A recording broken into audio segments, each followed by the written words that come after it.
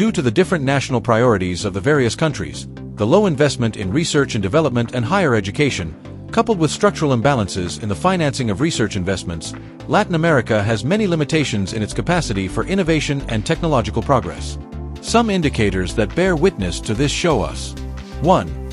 Research intensity decreased from 0.69% in 2015 to 0.62% in 2018, considering the ratio research and development versus gross domestic product in the region, far below world averages.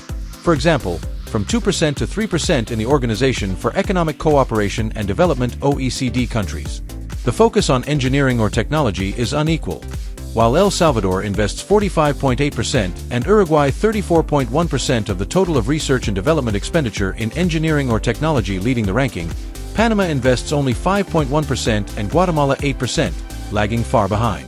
2. Governments dominate research and development funding. For example, 93.4% in Venezuela and 78.2% in Mexico is done by the national government, while business investment is low, except in Brazil with 47.5% and Colombia with 49.3%. Higher education institutions still invest very little in research and development in most Latin American countries, except in Uruguay with 59.5% and Guatemala with 78.8%. 3. Poor human capital development. The ratio of researchers per 1,000 workers is low and ranges from 0.03 to 2.91 per 1,000 workers and is decreasing in some countries. Spending on higher education is low and unequal. Example 0.41% of gross domestic product in Guatemala compared to 2.18% in Ecuador, with a minimal presence of university students in higher education.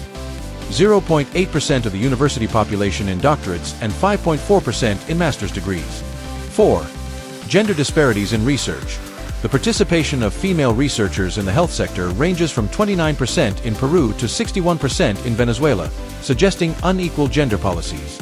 In conclusion, Latin America's innovation potential is constrained by a lack of systemic funding, over-reliance on the public sector, and underinvestment in higher education. Strategic reforms to diversify funding, such as incentives to the private sector and the prioritization of education in science, technology, economics, and management, are key to competitiveness.